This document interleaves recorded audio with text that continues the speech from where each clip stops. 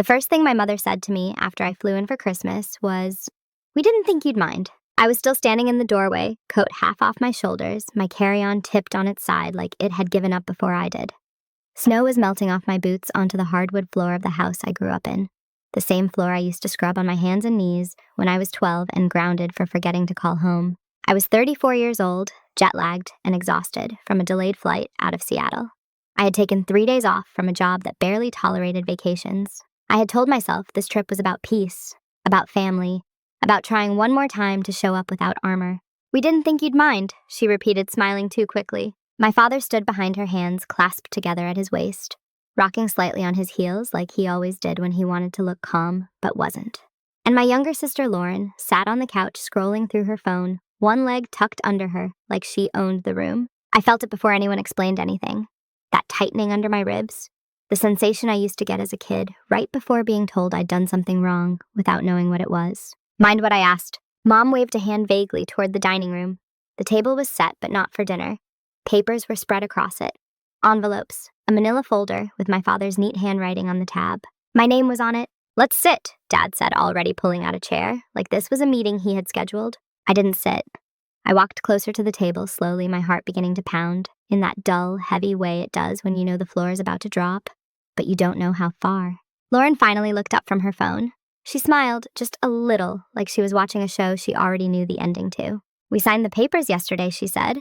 It was kind of last minute. "What papers?" I asked. Mom stepped closer, lowering her voice into that soft, reasonable tone she used when she wanted to sound caring instead of controlling. "Honey, you know Grandma's house has been sitting empty for years. Taxes upkeep, everything just piling up. Your father and I had to make a decision." I stared at her. "About what?" Dad cleared his throat. "We finalized the sale." The room went quiet. Not the comfortable kind. The kind where your ears start ringing because your body is bracing for impact. "Finalized the sale of what I said, though something inside me already knew. The house," Mom said gently. "Your grandmother's house." I waited for the rest of the sentence. The part where she said my consent was given, or that they'd talk to me first, or that this was temporary. None of that came. "You sold it," I said. Lauren shrugged. "It was just sitting there. And honestly, Emma, it makes sense." My chest tightened at the sound of my name in her mouth, like she was tasting it for balance. "That house," I said slowly, "was left to me." Dad lifted his hands slightly, palms out. "Legally, yes, but we're family."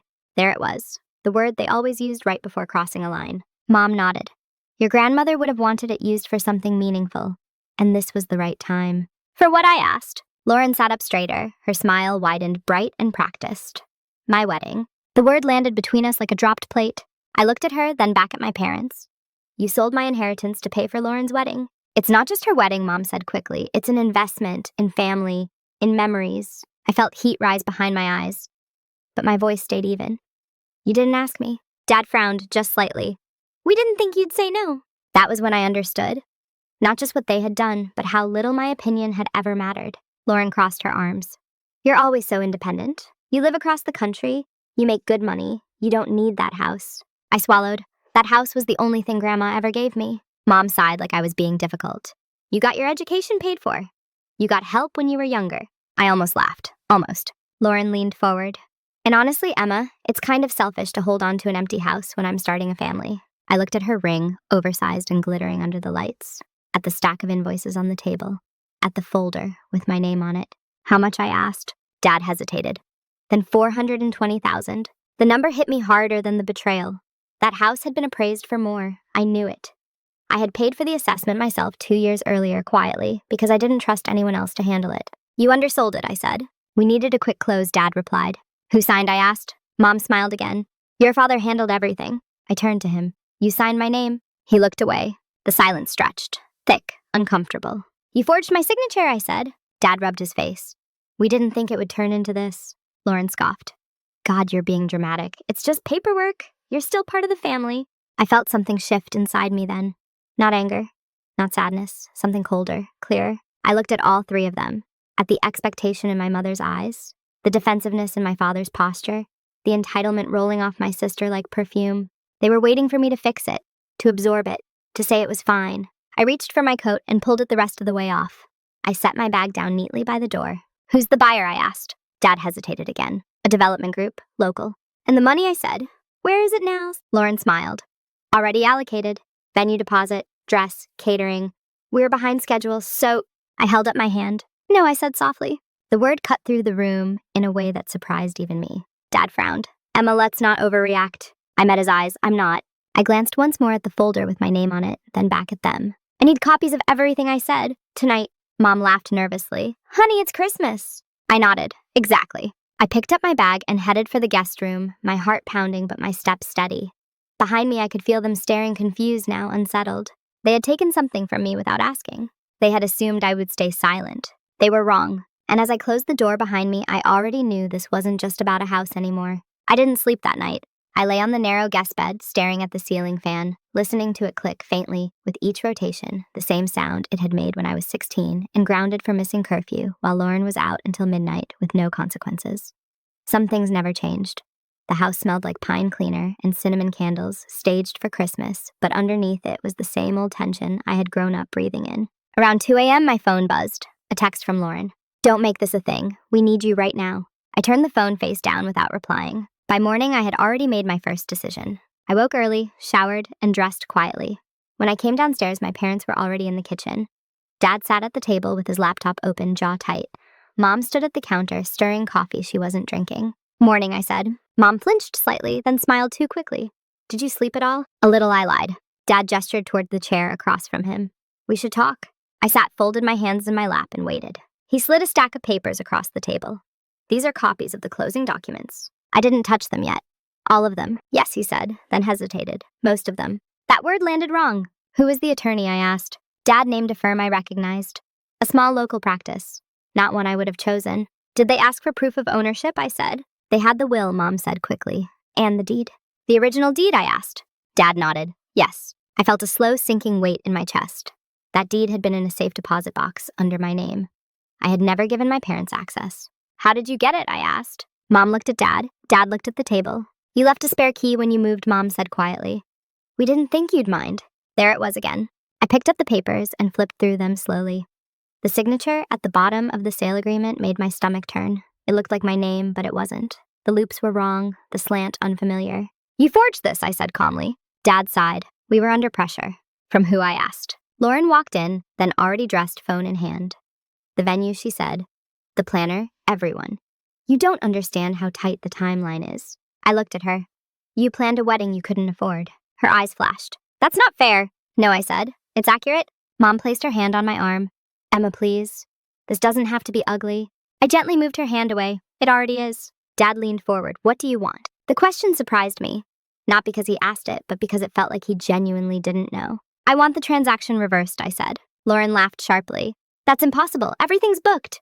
I met her eyes. That's not my problem. Dad's voice hardened. Emma, listen. The money is already earmarked. We can't just... You shouldn't have sold it, I said, my tone even. And you definitely shouldn't have signed my name. Mom's eyes filled with tears.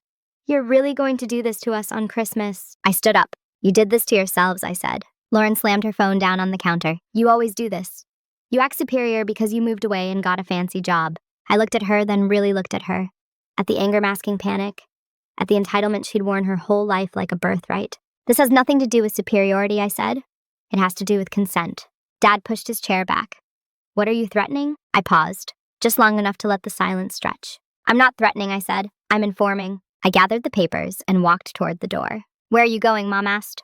To a hotel, I said. And then I'm calling a lawyer. Dad stood. Emma, don't do something you can't undo. I turned back. You already did.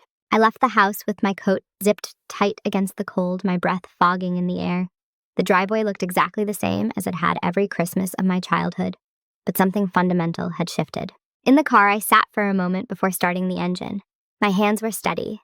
My heart wasn't racing. That scared me more than anything. At the hotel, I booked a room without hesitation. I sat on the edge of the bed, pulled out my laptop, and opened a folder I hadn't touched in years. Inside were documents I had prepared quietly back when Grandma first got sick, when I'd sensed even then that my family wouldn't respect boundaries unless they were written in ink and sealed by law. I opened the file labeled Trust Amendment. Grandma hadn't just left me the house, she had left me control. The house had been transferred into a revocable trust under my name 18 months before her death, something my parents had never bothered to understand because they assumed I would never enforce it. The sale wasn't just unethical, it was invalid. I exhaled slowly, feeling something settle inside me. Not relief, not satisfaction. Resolve. I picked up my phone, and scrolled to a name I hadn't called in years. Michael Harris. He had been Grandma's attorney, and later quietly mine. He answered on the second ring. Emma, he said. I was wondering when I'd hear from you. I think my parents sold a house they didn't own, I said. There was a pause. Then, tell me everything. As I began to speak, I realized something important. This wasn't about revenge. It was about taking back the part of my life I had let them control for far too long. And this time I wasn't asking permission. Michael didn't interrupt me once. He let me talk through everything from the moment I walked into my parents' house to the forged signature on the sale agreement. I could hear the faint scratch of his pen on paper, the quiet confirmation that he was documenting every word. When I finished, there was a brief silence on the line. Emma, he said finally, this is serious. I know. No, he corrected gently. This isn't a family dispute. This is fraud. The word settled into the space between us heavy and unmistakable. I suspected as much, I said. You said the property was sold yesterday. Yes. And you did not authorize the sale. You did not sign anything, and the property was held in a trust under your name. That's correct. Michael exhaled. Then the sale can be challenged immediately, possibly voided. I closed my eyes, not in relief, but in acknowledgement. What do we do first? First, he said you don't go back to that house. Second, you forward me every document you were given. And third, you do not discuss this with your family beyond telling them legal counsel is involved. I can do that.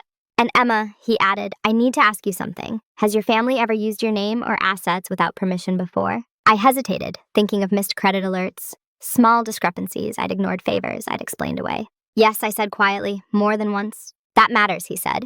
It establishes a pattern. I emailed him the documents from my laptop while we stayed on the phone. As each file uploaded, a tightness I hadn't noticed in my shoulders began to ease. I'll file an emergency notice with the county recorder first thing in the morning, Michael said. That will flag the property and halt any further transactions. What about the buyer, I asked. They'll be notified. They may push back, but the law is not on their side if the seller lacked authority. I nodded even though he couldn't see me. And my parents? Michael paused. That depends on how far they took this, and how far you want to go. I thought of my mother's hand on my arm, of my father's calm voice as he explained away the forgery, of Lauren's smile when she talked about spending money that was never hers. I want my property back, I said, and I want this to stop. That's enough, he replied, for now. We ended the call with a plan in place. I sat back on the bed and stared at the neutral hotel walls, feeling strangely untethered. For the first time, I wasn't reacting. I was choosing. My phone buzzed almost immediately. Mom, please come back. We can talk this through. I didn't answer. Another buzz. Dad, Michael Harris called the house. Why is our lawyer involved? My stomach dropped, but my voice stayed calm as I typed. Me, he's my lawyer. All communication should go through him. The typing bubbles appeared, disappeared, appeared again. Dad, you're making this bigger than it needs to be. Me, you made it big when you signed my name. Silence. An hour later, Lauren called. I let it go to voicemail. Her message came through sharp and breathless. Emma, you're ruining everything. The planner is freaking out. The venue wants confirmation by tomorrow. Just tell them it's fine. You can fix this. I deleted the voicemail. That night I slept. Not deeply, but enough. By morning, Michael had moved faster than I expected. He called at 8:12 a.m. The county has flagged the property, he said. The sale is effectively frozen. A slow breath left my chest. The buyer's not happy, he added. They're claiming they acted in good faith. They didn't, I said. No, Michael agreed. They didn't do proper due diligence. What about my parents, I asked. They've been notified that the sale is under legal review. I expect panic. I almost smiled. Almost. Instead, I felt something steadier, like standing on ground that didn't shift under pressure.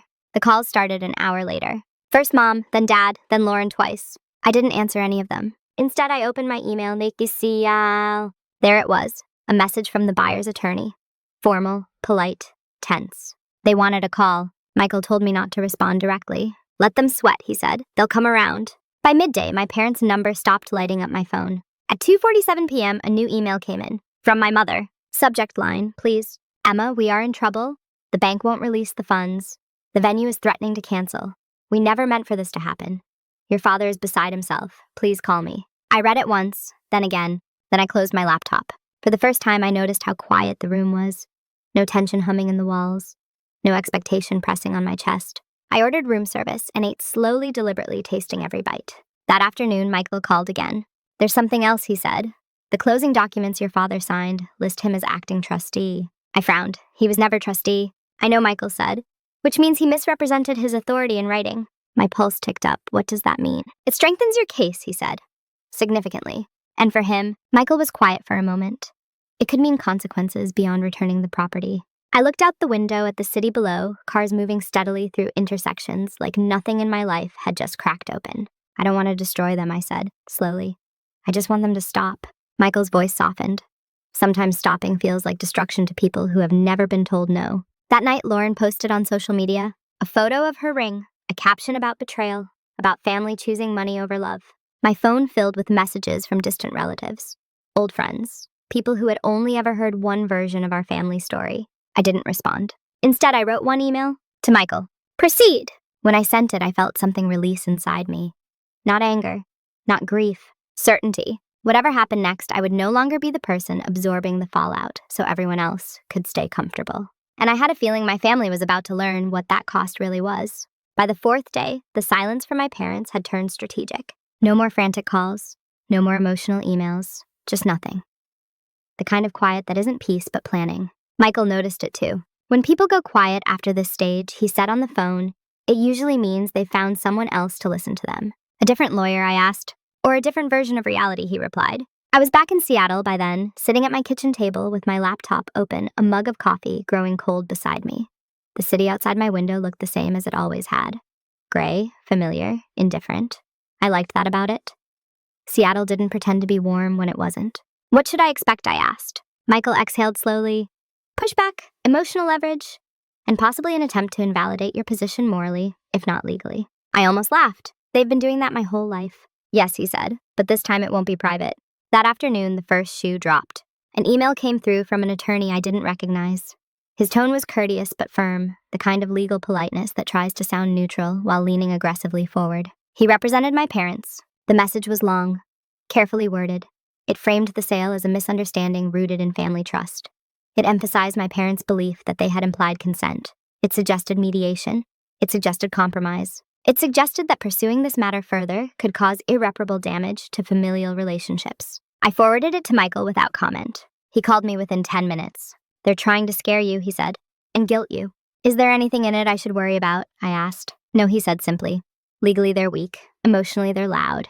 I leaned back in my chair. Then let's not be emotional. That's the best possible approach, he said.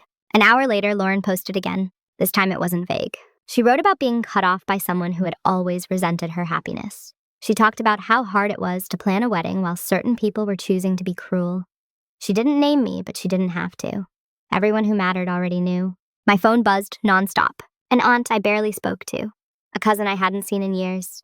A family friend who used to bring casseroles when someone was sick and opinions when someone wasn't. They all said different versions of the same thing. You're taking this too far. Family is family. You'll regret this. Be the bigger person. I read every message. I didn't answer a single one. That night, I sat on my couch with the lights off, the city glowing faintly through the windows. I thought about the phrase they kept using. Bigger person. I had been the bigger person for decades. Taller in responsibility, wider in tolerance, stronger in silence. Being the bigger person had never protected me. It had only made me easier to climb on. The next morning, Michael sent me a draft response to my parents' attorney. It was clean, precise, unemotional. It outlined the trust structure, the lack of authority, the forged signature, and the immediate expectation that the sale be unwound in full. At the bottom, it included one line that made me pause. Further unauthorized use of Ms. Walker's name or assets will be considered evidence of ongoing fraudulent intent. My last name looked different in legal language. Sharper, more real. Are you comfortable with this? Michael asked. Yes, I said without hesitation. Then I'll send it. By noon, the buyer's attorney responded. They wanted out. Not politely, not apologetically, quickly. They cited reputational risk, title complications, internal compliance issues. They wanted the transaction reversed as cleanly as possible. Michael smiled when he told me. I could hear it in his voice. The house is coming back to you, he said. And my parents, I asked. They're panicking. That afternoon, my mother called from a new number. I almost didn't answer. Almost. Emma, she said, her voice breaking immediately. Please, we need to talk. I closed my eyes. You can talk to Michael. This isn't legal, she said. This is personal. It became legal when you signed my name, I replied. She started crying, loudly, unrestrained. Your father is sick over this, she said. Lauren hasn't slept. Everyone is judging us. I let the silence stretch. What do you want from me? I asked finally. I want my family back, she said. I swallowed. You had a family. You just didn't treat me like part of it. That's not true, she said quickly. It is, I said calmly. And I'm done pretending it isn't. She sniffed. So that's it? You're choosing a house over us? I thought of my grandmother, of the afternoons we spent together in that house, the way she used to say quietly, "One day you'll need to know how to stand alone." "I'm choosing myself," I said. The line went quiet. When she spoke again, her voice was colder. "Then don't expect us to protect you when this gets ugly." I almost smiled. "You never did," I said, and ended the call. That evening, Michael emailed me confirmation. The buyer had officially withdrawn. The sale would be reversed. Title would return to the trust within days. I stared at the message for a long time. I expected relief, victory, satisfaction. What I felt instead was grief. Not for the house, not even for the money, but for the final confirmation that the people who raised me would rather destroy their relationship with me than admit they were wrong. Later that night, I poured a glass of wine and opened my laptop. I created a new folder. Inside it, I saved every document, every email, every voicemail transcript. I labeled it simply, boundary, because this wasn't the end. It was the line. And the moment I stopped letting them cross it, the house came back to me on a Thursday. No announcement, no apology, just a quiet email from Michael with a scanned confirmation from the county recorder. Title restored to the trust, transaction voided, funds returned to the buyer, case preserved. It should have felt like a victory. Instead, it felt like standing in the aftermath of a storm, staring at what was left standing and realizing how much had been uprooted along the way. I forwarded the email to no one. Not my parents, not Lauren, not the relatives who had suddenly found my number when the story turned dramatic. The truth didn't need an audience. What surprised me was how quickly my family pivoted. Within 24 hours, the narrative shifted. Lauren deleted her posts. My mother stopped crying and started explaining. My father stopped calling altogether. The silence broke 2 days later with a group email sent to everyone in the family. Aunts, uncles, cousins, even people who hadn't spoken to me since childhood. Subject, clarifying a misunderstanding. I opened it slowly. My mother wrote it. I could tell by the tone. Careful, polished, just enough vulnerability to sound sincere without admitting fault. She said there had been confusion about the estate, that emotions had run high, that lawyers had escalated things unnecessarily. She emphasized how painful it was to see private family matters dragged into legal spaces. She ended by saying they hoped time and love would heal things. My name was mentioned exactly once, as hurt, not wronged, not betrayed, just hurt. I closed the email and stared at the wall. This was what they did when they lost control. They rewrote the story so they still looked reasonable, so no one had to feel uncomfortable siding with them. My phone buzzed, a text from my Aunt Carol. I read the email. "I hope you're okay. Your mom sounds devastated." I typed, erased, typed again. "Me, I'm okay. The legal facts are what they are." She didn't respond. That evening, Lauren called. I almost didn't answer, but something in me wanted to hear her voice, now stripped of the confidence she'd worn when she thought the money was secure. "Emma," she said without greeting. "Are you happy now?" I leaned back against the counter. "What do you want, Lauren?" She exhaled sharply. "The venue canceled. We lost the date. Vendors are backing out. People are talking." "I know," I said. "You didn't have to take it this far," she snapped. "You could have just talked to us." I paused. "I did talk to you. You went straight to a lawyer. You went straight to forgery?" There was silence. Then her voice softened, but not in a way that felt genuine. More calculated. "You've always resented me," she said. "Ever since we were kids." I almost laughed. Almost. "I resented the way you were protected," I said.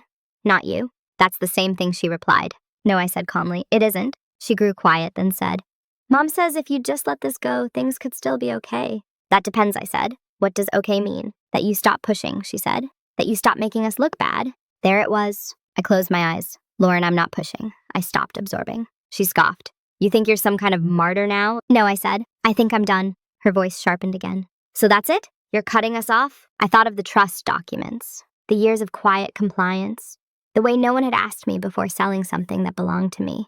"I'm stepping back," I said, "for as long as I need to." She laughed bitterly. "You'll regret this." Maybe, but not for the reasons she thought. After we hung up, I sat alone in my apartment as the sky darkened outside. I realized something unsettling. They weren't sorry. They were inconvenienced. The next week brought a different kind of pressure. A voicemail from my father, short and controlled. "We need to talk. This has gone too far." An email from my mother. "Your grandmother would be heartbroken to see this division." That one hurt more than I expected. Not because it was true, but because it was a lie wrapped in memory. My grandmother had known exactly who my parents were. She had prepared me for this long before any of it happened. I forwarded both messages to Michael. He replied with one sentence. "Do not engage emotionally. This phase passes when it stops working." And he was right, because a few days later, something else happened. The bank called me, not to accuse, to inform. There had been a loan application submitted months earlier using my personal information as a reference. It had been denied due to inconsistencies. They wanted to confirm it hadn't been authorized by me. My stomach dropped. No, I said. It wasn't. There was a pause. Then, thank you for confirming. We're reviewing a few things internally. When the call ended, I sat very still. This wasn't just about the house. It never had been. This was a pattern, and patterns don't stop unless something forces them to. That night, I opened the boundary folder again and added a new document. Notes, dates, names, incidents I had brushed off for years because confronting them felt harder than carrying them. As I typed, something shifted. I wasn't gathering ammunition. I was reclaiming memory. And for the first time, I began to understand something important. The most dangerous moment in a toxic family isn't when you fight back. It's when you stop pretending everything was fine, because that's when the truth finally has room to breathe. The bank called again 2 days later. This time the tone was different, more formal, less friendly. The woman introduced herself as part of their internal risk department. She said my name slowly, carefully, like she wanted to be sure she had the right person. We're conducting a review, she said. Nothing you need to be alarmed about, but we do need to ask a few questions. I sat at my kitchen table, notebook, open pen already in my hand. Somewhere along the way, instinct had taken over. The same instinct that had kept me safe at work.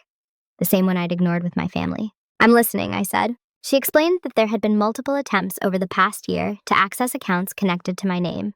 Not withdrawals exactly. Inquiries, pre-approvals, soft pulls that were easy to miss unless you knew what to look for. None of them had gone through. All of them had originated locally, near my parents' address. My grip tightened on the pen. Did any of these result in funds being released? I asked. No, she said. But the pattern is concerning. Pattern, that word again. After the call, I sat in silence for a long time. Not shocked, not surprised, just confirmed. I thought back to all the little moments I had dismissed. The mail that went missing when I visited. The questions about my salary disguised as concern. The way my mother always insisted on helping with paperwork when she visited me. They hadn't just crossed a line once. They had been inching toward it for years, testing how much they could take before I noticed. That afternoon, Michael called. I was just about to reach out, he said. The bank contacted me as well. So it's official, I said. They're looking. Yes, he replied. And Emma, I want to be very clear about something. What your parents did with the house was not an isolated incident. It's part of a broader pattern of attempted financial misrepresentation. I closed my eyes. What happens next, I asked. They'll likely open a formal investigation, he said, especially if your parents try to explain away the forged signature as a misunderstanding. And if they do, I asked. Then it escalates, he said simply. I thanked him and hung up my chest, feeling oddly hollow. That night, Lauren showed up at my door. I didn't expect it. Not in Seattle, not unannounced. I saw her through this peephole first. Coat too thin for the weather, hair pulled back too tight, her foot tapping impatiently on the hallway carpet. I hesitated, then opened the door. She looked me up and down. You look fine. So do you, I said. She walked past me without waiting for an invitation. My apartment suddenly felt smaller with her in it. She paced the living room like it belonged to her hands, fluttering energy, sharp and restless. This has gone far enough, she said. Do you know what people are saying about us? I closed the door and leaned against it. I imagine they're saying the truth. Her head snapped toward me. You always think you're so righteous. No, I said. I think I'm done pretending. She scoffed. You could stop this. You could tell your lawyer to back off. You could tell the bank it was a mistake. I looked at her. Really looked. Why would I do that, I asked. Because we're family, she said, like it was a weapon. I shook my head. Family doesn't forge signatures. Family doesn't test how much they can take. Her eyes flashed. Mom says you've always kept score. I laughed softly. I've kept track. There's a difference. She stopped pacing. Her voice dropped. Dad's not doing well. I felt the pull of that old reflex. The urge to fix, to soften, to absorb. I didn't move. Dad hasn't worked in months, she said. He didn't tell you because he was ashamed. This wedding was supposed to be something good. I nodded slowly. Losing a job doesn't give him the right to commit fraud. She winced. You don't have to use words like that.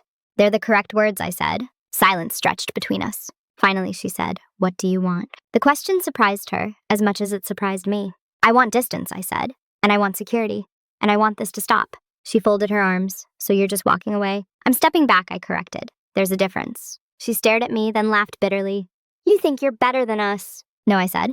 I think I finally chose myself. Her face hardened. Mom says you're cold. I shrugged. Mom mistakes boundaries for cruelty.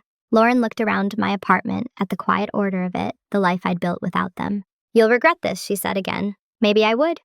But regret felt lighter than resentment. When she left, she didn't hug me. She didn't slam the door either. She just walked out like someone who had lost something and didn't know where to place the blame. After she was gone, I locked the door and slid down against it, my breath shaky for the first time in days. Not because I doubted myself, because I didn't. And that realization came with its own kind of grief. Later that night, I received an email from Michael. The bank has formally referred the matter to their fraud division. This is no longer just civil. I read it twice. Then I closed my laptop. I stood by the window, watching rain streak down the glass, the city lights blurring into soft lines of color. For years, I had believed keeping the peace meant keeping quiet. Now I understood the truth. Silence is only peaceful when it's chosen. And mine no longer was. The knock on my door came 3 mornings later. Not loud, not urgent, just firm enough to carry intention. I already knew who it was before I opened it. My body recognized the moment the way it does before a performance review or a court appearance. Calm on the surface, alert underneath. The man introduced himself as Daniel Ross, financial crimes investigator with the county. He showed me his badge, waited for me to nod, then stepped inside at my invitation. He didn't sit right away. He looked around first, not nosy, methodical, as if he were cataloging the quiet. "I appreciate you meeting with me," he said. "I expected this," I replied. That seemed to surprise him slightly. He sat across from me at the kitchen table, pulled out a slim folder, and opened it. "This won't take long," he said. "I just need to confirm a few things." He asked about the house, the trust, the sale, the signature. I answered clearly, without emotion.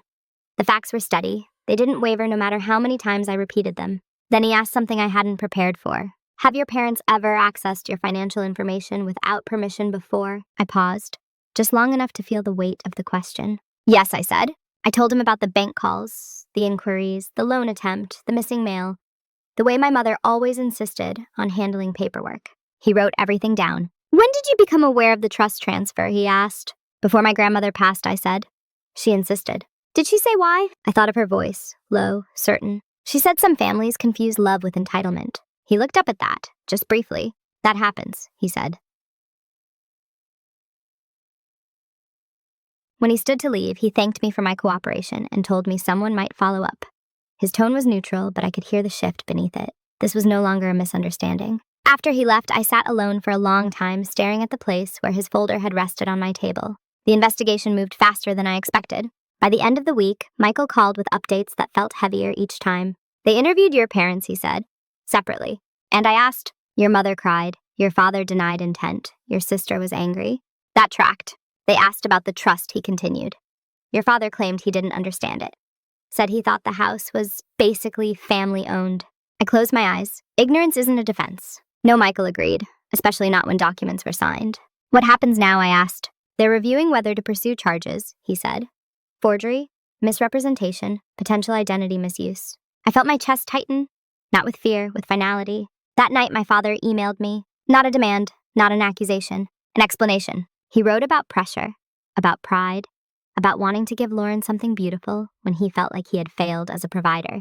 He wrote about not meaning to hurt me, about thinking he could fix it later. There was no apology, just context. Context. I read it once, then again. Then I closed it without replying. 2 days later, my mother sent a message that was shorter and colder. "You didn't have to involve the authorities." I stared at the screen. I didn't. They involved themselves when my name was used without consent. She didn't respond. The fallout spread quietly. Lauren's wedding was officially canceled. Not postponed. Canceled. I heard it from someone else.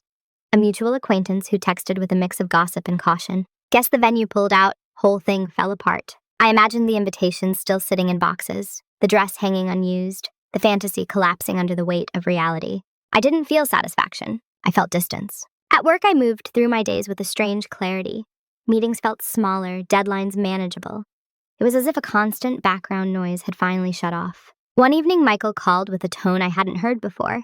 "They're moving forward," he said. With what I asked, though, I already knew. "Charges," he replied. "Your father primarily. Your mother may face consequences depending on what comes out next." I sat down slowly. "Lauren," I asked. "Not at this stage," he said. "But she's not in the clear either." I closed my eyes. "I didn't want this," I said quietly. "I know," Michael replied. "But wanting it and allowing it are two different things." That night, I walked through my apartment touching the small, ordinary things. The bookshelf, the window frame, the mug on the counter. This was the life I had built, carefully, quietly, and my family had tried to claim it as theirs. My phone buzzed, near midnight. A message from my father. "I never thought you'd let it go this far." I stared at it for a long time before replying. "I never thought you'd sign my name." There was no answer. The next morning, I received a call from an unfamiliar number. It was the district attorney's office. They wanted to inform me formally that charges were being filed, that I might be asked to testify, that the process would take time. I thanked them and hung up. Then I sat at my kitchen table, hands wrapped around a mug of coffee, watching steam rise and disappear. For years, I had been told not to rock the boat. But the truth was the boat had been leaking for a long time. All I had done was stop bailing water. And now for the first time, I wasn't trying to save anyone but myself. The arraignment was scheduled for a Tuesday morning. I didn't go. Michael had told me I wasn't required to be there, that my presence wouldn't change the outcome. That sometimes distance was the kindest boundary you could set for yourself. I listened to him. For once, I didn't feel the need to witness every consequence, to believe it was real. Instead, I went to work. I sat through meetings. I answered emails. I drank bad coffee from the break room and nodded through conversations about quarterly projections. On the outside, my life looked exactly the same. On the inside, something fundamental had shifted, like a load-bearing wall had been removed, and I was finally noticing how much space there was to breathe. Michael called me at lunch. "Your father pleaded not guilty," he said. "Your mother wasn't charged, but she's been formally warned and remains under review." "And Lauren?" I asked. "She wasn't involved in the forgery itself," he said.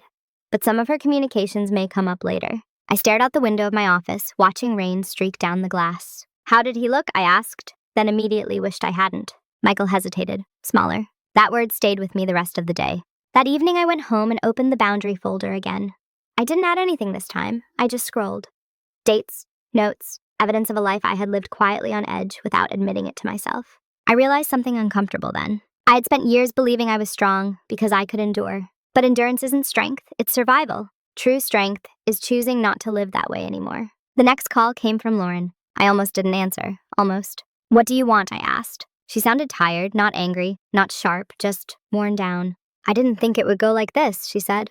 I leaned against the counterphone, pressed to my ear.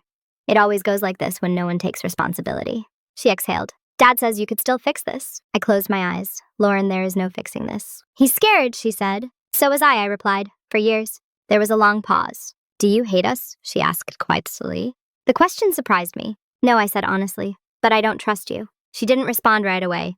When she did, her voice was brittle. "I don't know who we are without you smoothing everything over." "That's not my job," I said. She hung up without saying goodbye. I didn't chase the silence. The weeks that followed were strange. Quiet. Uneventful on the surface. The case moved slowly, as legal things do. Michael updated me when necessary. I signed what needed signing. I prepared for the possibility of testifying, though we both suspected it might not come to that. What changed most was my internal world. I stopped anticipating my parents' moods, stopped checking my phone for messages that might require intervention, stopped rehearsing conversations in my head. Without realizing it, I had been carrying them everywhere. Now I wasn't. One night, I dreamed of my grandmother. She was sitting at the kitchen table in the old house, sunlight slanting through the windows, her hands folded calmly in front of her. "You did what you needed to do," she said. When I woke up, I felt lighter. The first time I went back to the house was 3 weeks later. I flew in on a Friday afternoon and drove there alone. No announcement. No warning. I unlocked the door and stepped inside. The house smelled like dust and memory. The furniture was still covered. The rooms quiet. I walked through, slowly touching the walls, the banister, the door frames, where my height had been marked in pencil over the years. This place had never belonged to my parents the way it belonged to her. And now finally it belonged to me in the way she intended. I sat on the floor of the living room and let myself cry.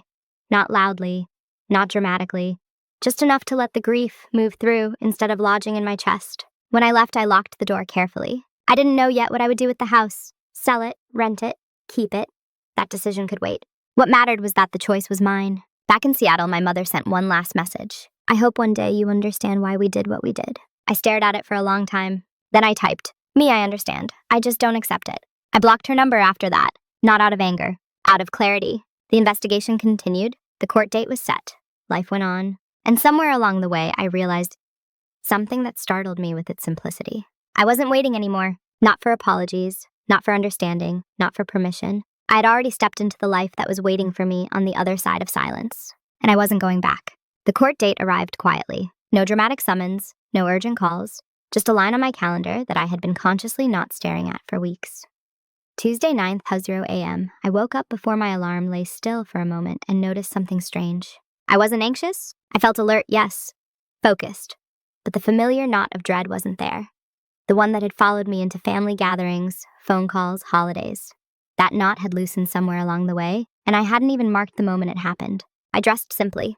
Dark coat, neutral colors, nothing that asked to be noticed, nothing that tried to disappear either. Michael met me outside the courthouse. He gave me a nod and a brief smile, the kind that said, I've got this, but also you're allowed to feel whatever you feel. You ready? He asked. I think so, I said, and meant it. Inside the building smelled faintly of disinfectant and old paper. The hallway buzzed with low voices and shuffling feet, people waiting for outcomes that would change their lives in ways they couldn't yet imagine. My parents were already there. I saw them before they saw me. My father sat rigid on the bench, hands clasped tightly together, eyes fixed on the floor. He looked smaller than I remembered. Not physically weaker, but stripped of the authority he had worn like armor his entire life. My mother sat beside him, shoulders tense, eyes darting around the room. She looked up when I approached and froze. For a moment, something flickered across her face. Fear, or regret, or maybe just surprise that I had come at all. Lauren stood a few feet away, arms crossed, jaw tight. She didn't look at me, not once. No one spoke. There was no confrontation, no dramatic exchange, just the quiet awareness that everything we had avoided saying for decades was now being spoken for us by paperwork and procedure. When my father's name was called, he stood slowly. His lawyer leaned in and whispered something. My mother reached for his arm, then pulled her hand back as if remembering she no longer had the right. I watched him walk into the courtroom without looking back. Michael touched my elbow lightly. You don't need to go in yet, he said, if you don't want to. I want to, I replied.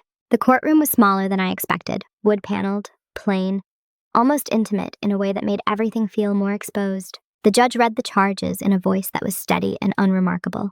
Forgery, fraud, misrepresentation.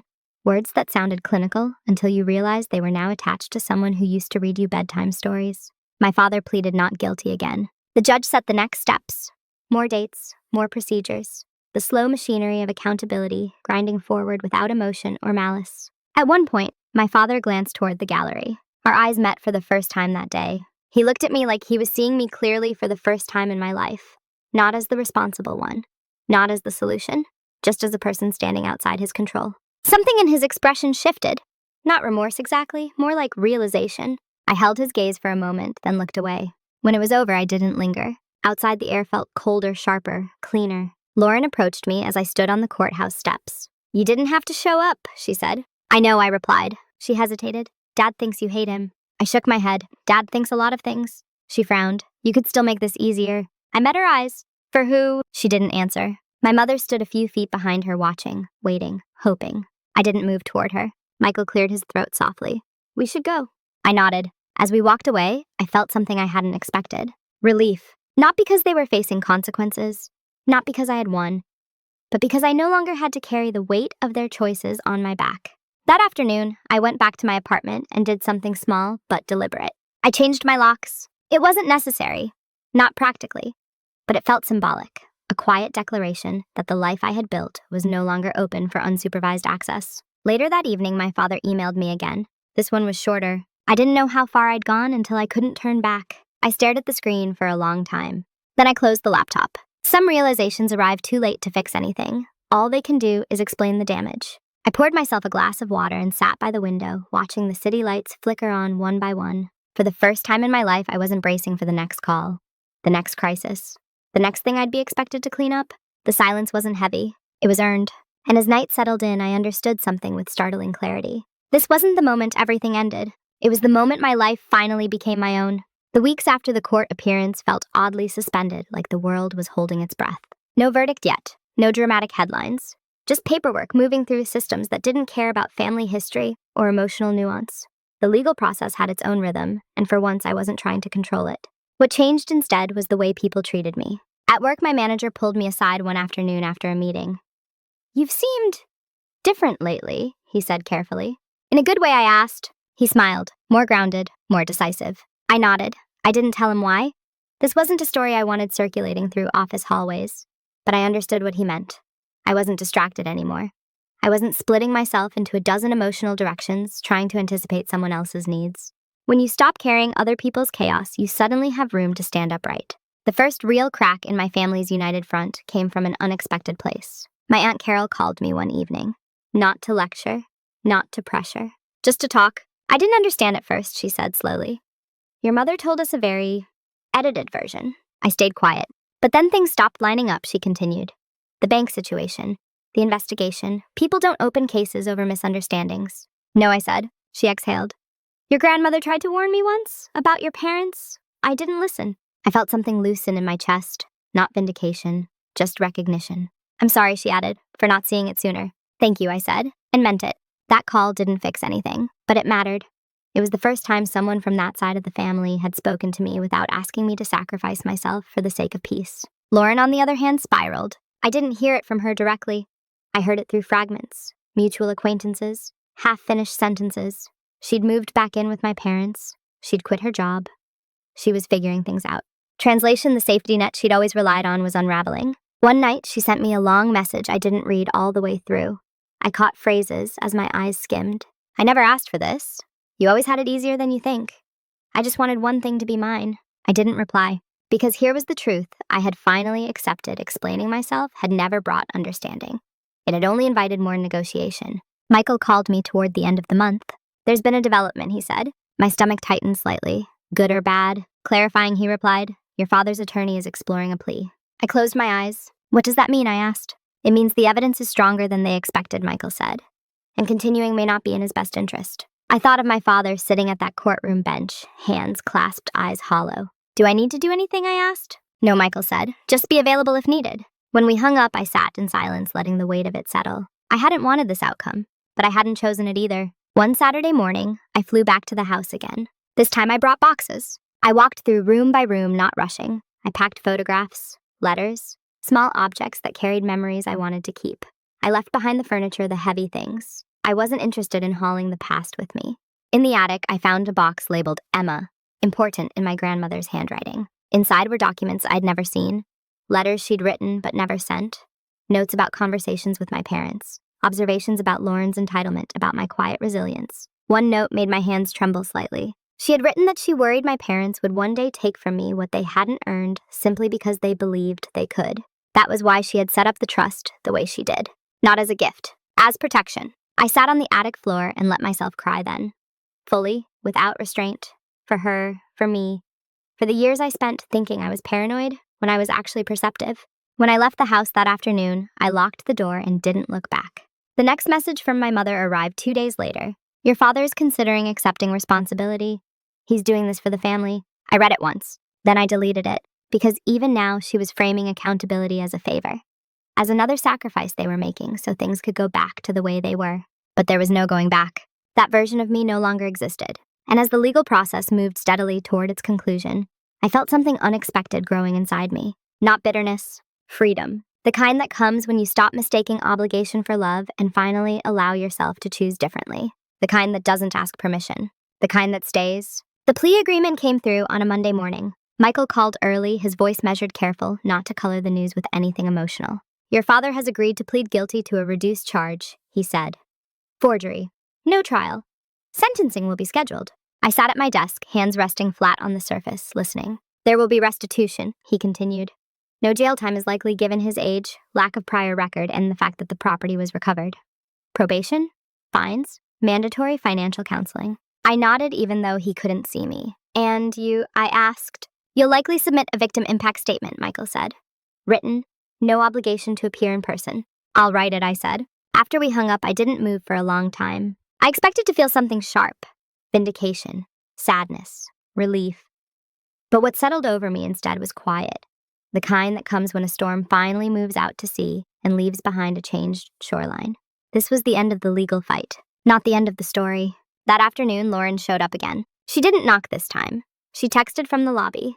We need to talk, please. I stared at the message for a full minute before replying. Come up. When she stepped into my apartment, she looked older.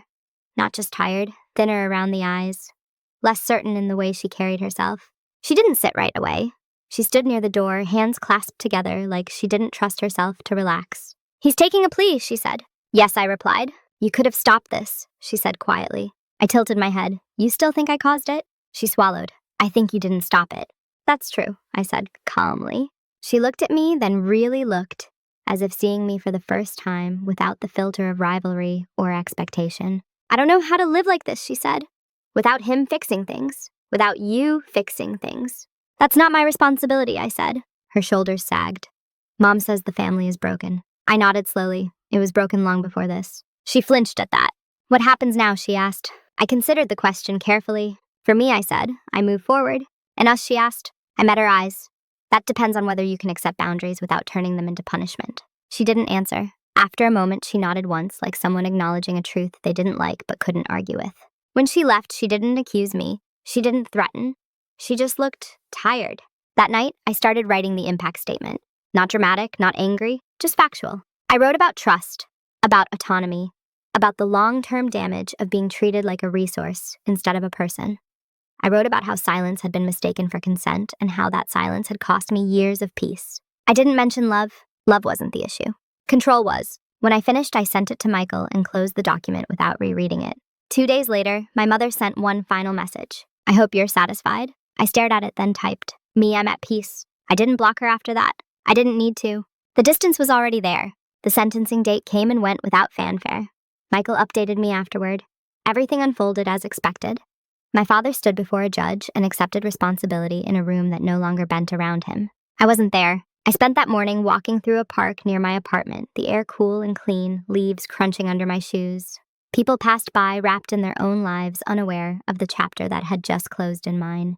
That afternoon, I signed the final paperwork to list my grandmother's house for sale. Not because I wanted to erase her, but because I wanted to carry her with me differently. I chose the realtor myself, set the terms, made the decisions without consulting anyone. That night, sitting alone with a glass of water and the city lights glowing outside my window, I realized something that surprised me. I didn't feel like I had won. I felt like I had returned to myself. And that was more than enough. The house sold in 9 days. No drama.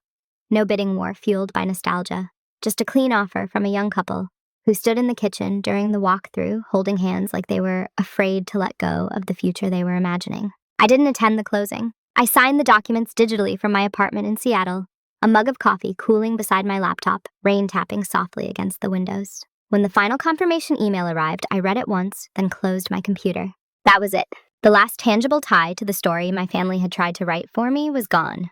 The money didn't feel like a windfall. It felt like restitution, like something that had always been mine finally returning without strings attached. I moved a portion into long-term savings, paid off what little debt I had, and set the rest aside untouched. Not because I was afraid to use it, because for the first time in my life, I didn't feel rushed. Weeks passed, then months. The noise faded. Lauren stopped calling. Not abruptly, gradually, like someone learning that the door they used to lean on was no longer load-bearing. I heard through others that she'd started therapy, that she'd taken a part-time job, that she was in her own way adjusting to a life where things didn't automatically bend toward her. My mother sent a Christmas card. Neutral, polite. No address label, written in her handwriting. I placed it in a drawer and didn't open it again. My father didn't contact me at all. That absence felt heavy at first, then lighter, then normal. What surprised me most wasn't what I lost. It was what I gained. Mornings without dread. Decisions made without rehearsing explanations. Silence that didn't feel like punishment. At work, I accepted a promotion I would have once hesitated to take because it meant more responsibility and less flexibility to help out if something went wrong back home. I didn't even consider how it might affect anyone else. I took it because I wanted it. On my 35th birthday, I did something small but symbolic. I booked a solo weekend trip to the coast. No itinerary, no obligations. I walked along the water, wrapped in a thick sweater, the wind sharp against my face, and realized I couldn't remember the last time I'd done something purely because it felt right. That night, sitting by the window of a quiet rental overlooking the ocean, I thought about the girl I used to be. The one who believed love was proven by endurance. The one who confused being needed with being valued. The one who stayed quiet because speaking up always seemed to make things worse. I didn't feel angry at her. I felt protective. She had survived the only way she knew how. But she wasn't in charge anymore. I was. I never reconciled with my parents in the way people like to imagine. There was no tearful apology, no family dinner where everything was acknowledged and forgiven. Life isn't a movie. Sometimes healing doesn't come with closure. It comes with distance. And sometimes the bravest thing you can do is stop trying to be understood by people who benefit from misunderstanding you. One evening, months later, I received a message from a woman I didn't recognize. She said she'd seen a post Lauren had shared long ago before everything fell apart. She said my story had reached her through whispers and screenshots and half-told explanations. She wrote, "I don't know you, but I think you showed me it's okay to choose myself." I stared at the message for a long time. Then I replied with one sentence. "It is. Because here's the truth I wish someone had told me sooner. If love requires you to disappear, it isn't love. If peace requires silence, it isn't peace. And if a family only works when one person absorbs all the damage, then the moment that person steps away, the collapse isn't their fault. It's the truth finally being allowed to surface. I didn't get revenge in the way people usually imagine it. I didn't yell. I didn't expose secrets for sport. I didn't try to humiliate anyone. I reclaimed my autonomy. I let the law do what it was designed to do. And I walked away. That was enough. So if you're listening to this somewhere quiet, maybe late at night, maybe with a cup of tea or the glow of a screen keeping you company, I want to say this to you directly. If you've been made to feel selfish for wanting basic respect, you're not. If you've been told to keep the peace at the cost of your dignity, you don't have to. And if choosing yourself feels like betrayal, ask who taught you that lesson and why it benefits them. Sometimes the most powerful form of payback isn't karma or confrontation. It's boundaries. It's clarity. It's building a life so steady and self-directed that the people who once controlled you no longer recognize their place in it. If this story resonated with you, I'd love to hear where you're listening from and what choosing yourself has looked like in your own life. And if you're not there yet, that's okay too. Awareness is the first step. The rest comes when you're ready.